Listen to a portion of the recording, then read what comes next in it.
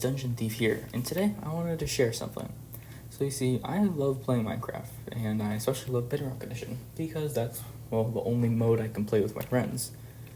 Now, I've had a bit of a problem. I've been trying to find as good as a gold farm as I possibly could, but there was no real definite answer. So I decided to take it upon myself and design my own. So this gold farm is about 32 times better than your average gold farm you would find on YouTube.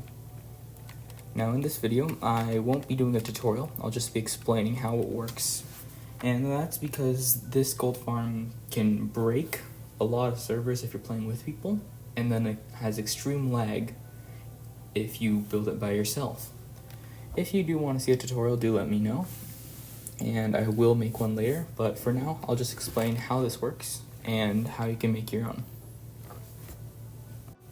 Alright, to start off, the size of the farm has a height of 64 blocks, has a length of 52 blocks, and then a width of 30 blocks. This is not including the storage system, just because this was only a temporary thing. If I do end up making a tutorial, I will do a proper storage system. Now, let's get into how the actual farm works. So, the reason why we have such big portals is because every time you break a portal and light it again, there's a chance a zoglin will spawn. And every single one of these portal blocks here is a possible spawn spot, which means that the bigger the portal, the more spawn spots, which is why you would choose this instead of this. The actual portal is lit by lava on top of a bunch of observers. These observers will update the lava every single time it turns on. To show this, we can take out some wood here, and if I place wood here, it lights on fire almost immediately. But then if I put down a normal piece of lava and put wood next to it, it's fine.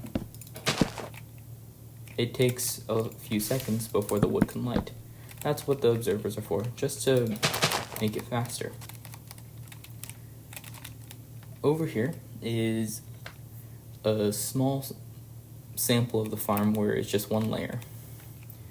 We have in a row where it is 3 blocks, then 2, then 3, then 2, in this pattern. The reason we have that is because we need 3 blocks. The reason we have 3 blocks is because that's what we need for the lighting method here with the lava. And then there's a 2 block space here because this one can light both portals, as you can see. So then we can have a smaller space that we just need the 2, so that we have one side with the dispensers that put out the portal with powdered snow. And then we have another side that the piglins will fall down, which leaves us with the ability to make this a little more compact than just having 3 blocks all throughout. This is the portal, the lever that activates it. As you can see, it turns on and off the portals by dispensing the powdered snow, breaking them, and they light automatically with this. These are so long just because each flash here has a chance to turn on a portal. Now, the thing about chances is that also means there's a chance to it not turn on a portal. So the more we have, just the more likely a portal will turn on. And we're using powdered snow because if we use something like water, it's going to cause a lot more lag just because the water has to flow. And these redstone lines here are just to turn on and off the powdered snow separately, because having all these portals open can cause lag on its own. This redstone tower just connects to the next layer.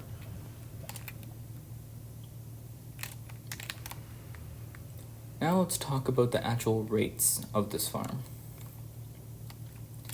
So this farm, within about an hour of runtime, can produce about 8 chests of rotten flesh, 8 chests of gold nuggets, double chests, and nearly 1 full chest of gold ingots, and this is not including swords that are melted down. The trident killer of this farm is a little unique, where you have tridents and pistons set up like this along the sides, with 2 tridents thrown at the last 2 blocks on both sides.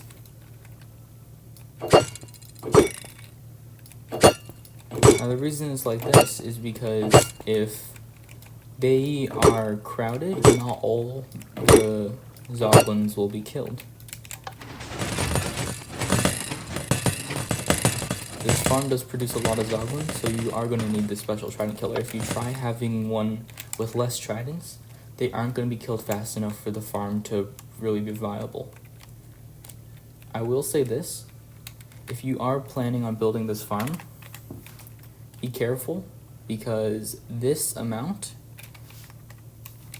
is going to be way too much for all consoles and phone. I built half of this on my world on a console, and it still started to lag. Now for the good stuff. Let's actually run the farm. So we flick this lever here, and you can immediately see all of the zoglins starting to come in, push through the water streams and funnel down. As you can clearly see, this is a lot more than any other gold farm you've probably seen on YouTube. Let's turn on the trident killer, and they'll immediately start to die. Their loot and experience will flow through here.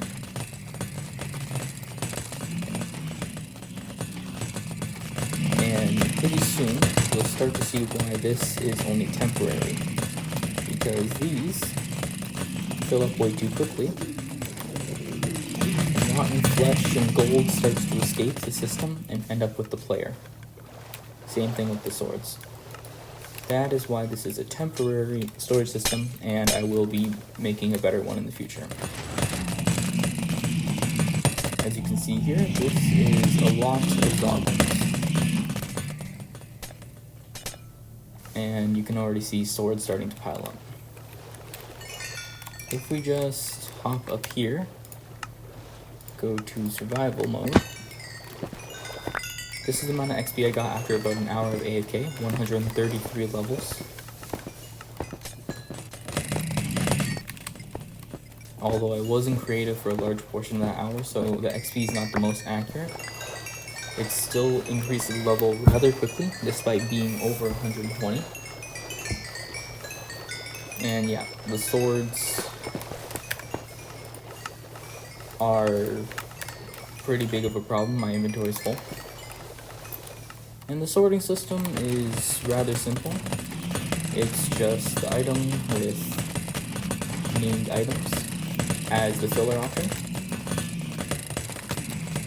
for all of them. So gold nuggets with filler items, gold ingots with filler items.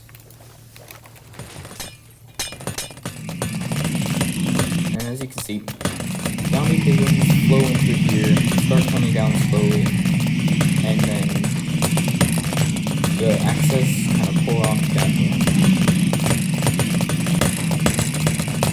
And they all get killed by tridents on the sides.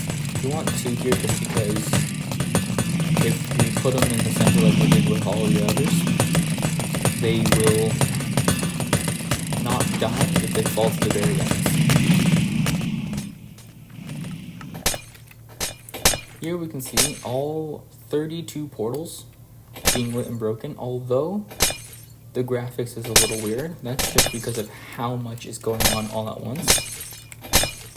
But they are lighting and breaking relatively quickly. Let's go off and go ahead and turn off the farm now. Not going through the portals. Now the lever is on the bottom, but I have this little walkway here, so you can make any sort of way you want to get up, whether if it's a platform to land on with elytra or ladders. Now I do personally recommend it turning on the trapdoors before you turn on the portals, otherwise we'll get a buildup of zombies. We're just going to wait for them all to flow through. You can already see rotten flesh and golden nuggets piling up here because the hoppers got too full to pick them up. And we have about gold nuggets coming in at hopper speed.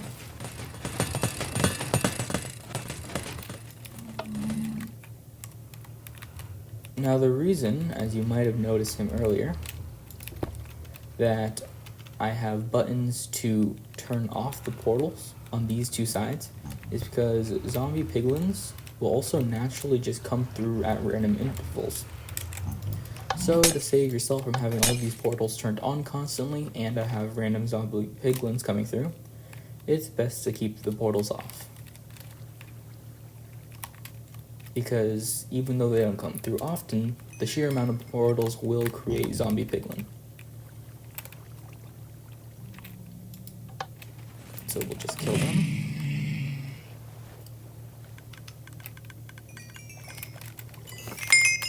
Now I will say this now, this farm only works on Bedrock Edition. Java does not have the same feature of lighting portals spawning zombies.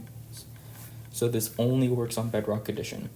But it is also probably the best portal farm or best gold farm in Minecraft currently.